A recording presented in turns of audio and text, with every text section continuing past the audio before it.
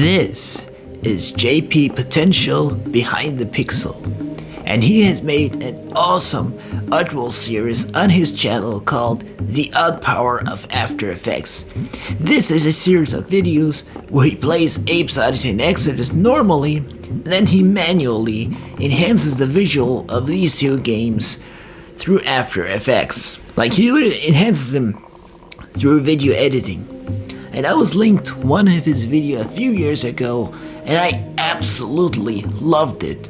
So much that I don't even understand why this has not enough attention on the Oddworld community, and also so much that I really wanted to make a review where I cover up his entire work of his VFX series.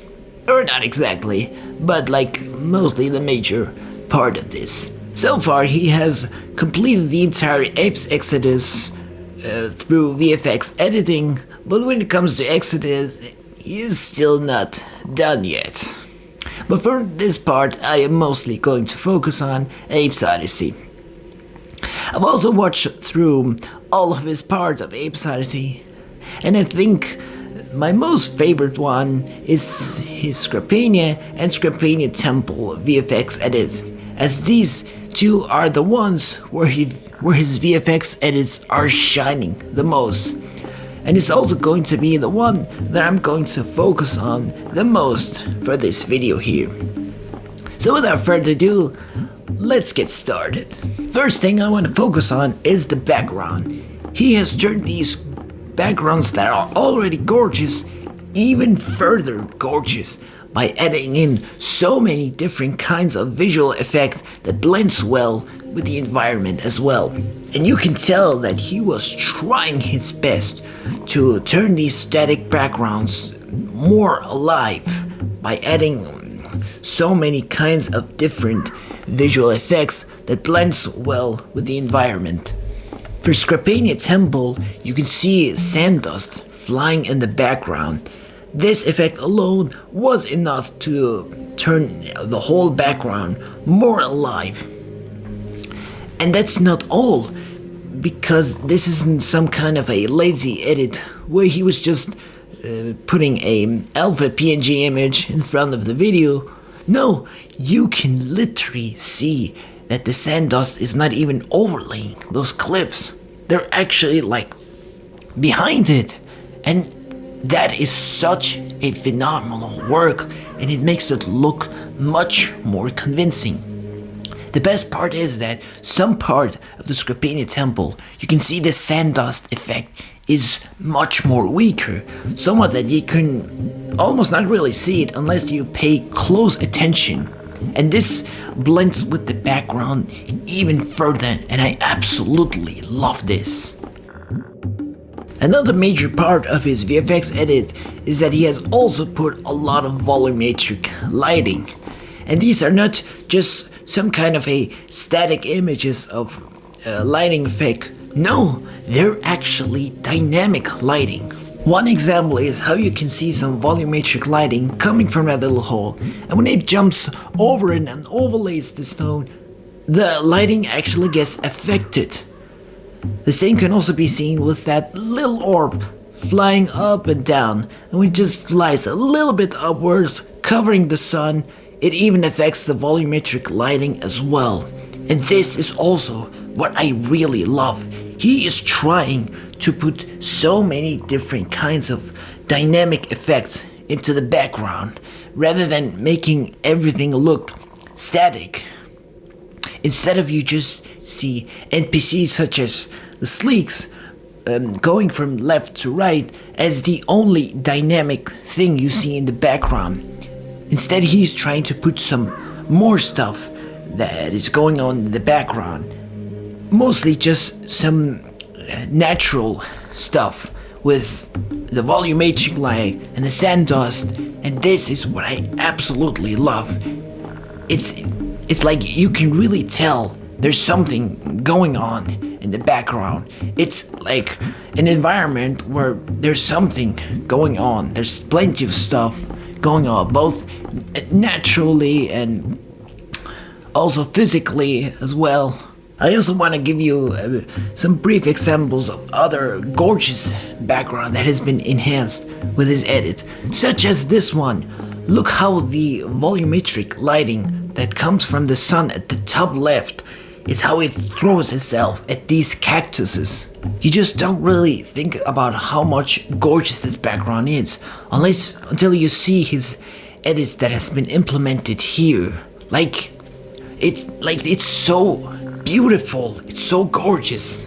It really makes the sun that you see at the top left not just a static PNG of a sun. Like, it's an actual sun. It's an actual sun that throws actual sunlight, actual volumetric light. And that's what I really, really love about his work. He is trying to make every background feeling more alive, feeling more dynamic, and feeling much more that there's actual stuff going on in the background. Another example is from Ape's Exodus, which is this part here when he enters the tomb. Here you can see that he has implemented some visual effects where you can see some volumetric light coming from the top, and also a few dust effects as well. And I love this as well, because with these effects it gives you the feeling as if you're about to enter a mysterious cave, not knowing what else is gonna show next towards you. When you compare his VFX edits to the original one, you can really tell how much work he has put in, how much filters, how much effects he has put in, and it's just incredible. It's absolutely incredible. It's also here where you can really see how much stuff is going around in the background in his VFX edits as well, compared to the original as well. Speaking of this, for every VFX video he uploads, he also uploads a side-by-side comparison videos where you can see the original footage that he was recording and his VFX edits, so you can tell the difference from side by side. Next thing I want to focus on are visual gags. This one is basically the cherry on top to make the background feel more alive. Like for this instance here, you see some orbs flying around in the background, serving no impact to the gameplay at all, and it's just flying there in the background, minding their own business. Sometimes you also see some orbs just fighting alongside with each other and not worrying about Ape at all, and not even impacting anything about Ape's journey at all. And they're just fighting there, minding their own business in the background.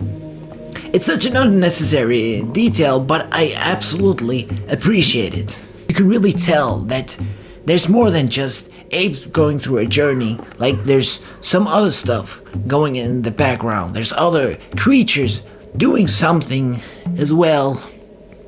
Another kind of detail is you can also see some dead orbs just hanging around somewhere, and it's just swinging from left to right, so doing literally nothing. These types of details are highly appreciable, and it's again one of these details that makes the background more alive and more dynamic. Then there's some other details where there's literally a dead orb laying on the ground doing dynamically nothing, but it's still appreciable and it's pretty cool.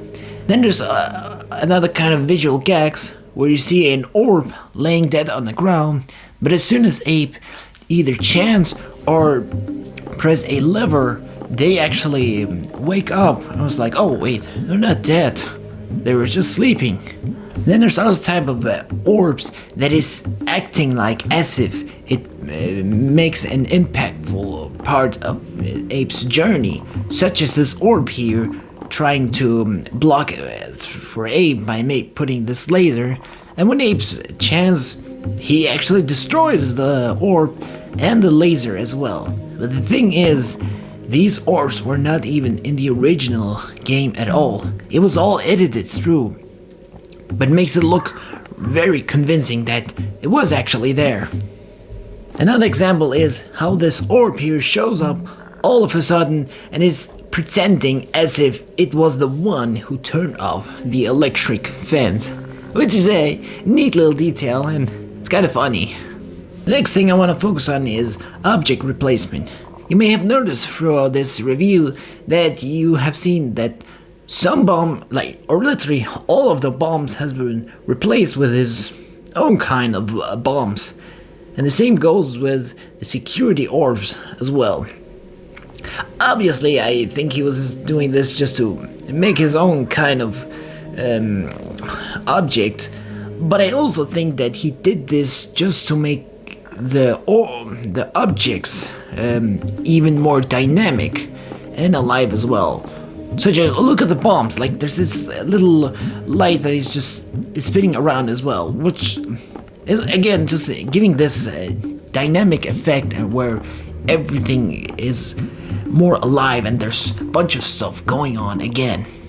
You may also have noticed that he even replaced the texture of the electric fan with his own kind that looks much more cooler. Heck, he even replaced the electric effect for Shrike with his very own one. And when you look at all this, you may think this is all a mod, or basically all of this you see is just one big mod. But it's not. It's all video edited by himself, which is so crazy to think about. But also, one thing that I really like about how he replaced some object is, for example, the security orb. When something explodes right next to it, the orb actually reacts to it by flashing these little small lights on its antenna and actually makes a sound indicating that, oh, it is actually reacting to an explosion.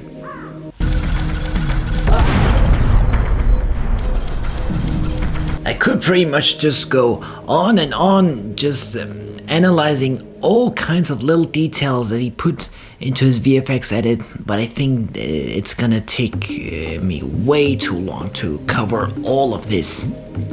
So I think I want to conclude my review by saying that this is a fantastic piece of work. Like, you can really tell that he is trying to convince the viewers that this is not just some kind of a typical YouTube edit where you just slap a bunch of PNG images in front of the screen and call it a day. No, he is actually convincing the viewers that this is not a VFX edit. All of these effects you see is a part of the environment, a part of the atmosphere. It's a part of the gameplay itself, and I think he successfully convinced us this. All of these effects blend so well with the game itself that you don't really think to yourself that this is all just a video edit. And one more thing that I really like about how he makes everything feeling much more convinced is that during his gameplay, he is just being himself when he plays this. Like, it's not like he is acting like it is some kind of a walkthrough where he just goes through every layer once. No, he actually go back and forth, backtracking, because I can see that he's the type of player that really likes to try his best to destroy every object possible. So obviously he backtracks a lot and not really like caring about just being a show off to show every layer once. No, you see him like multiple times and you see him just behaving normal, and this makes everything feeling more convincing that, oh yeah, all of this is just a part of the game. However, there are some objects that don't really blend well with the environment. One example is this security orb right here, which is basically his own model of the security orb up your farm. The problem here is that you can see that the texture is way too clean and more HD, and also its movement are way too smooth compared to every character in the game. Because of this, you can really tell that, oh yeah, this is just a typical video edit, because it doesn't feel like it actually blends in with part of the atmosphere. It's not like, it doesn't feel like it's actually a part of the gameplay at all. It's just, oh, it's just yeah, it was just like a video edit. But you know what, that's okay, because you don't really see this a lot, because most of the time you see a lot of impressive VFX edits that feels very convincing that these are actually a part of the atmosphere and a part of the game itself.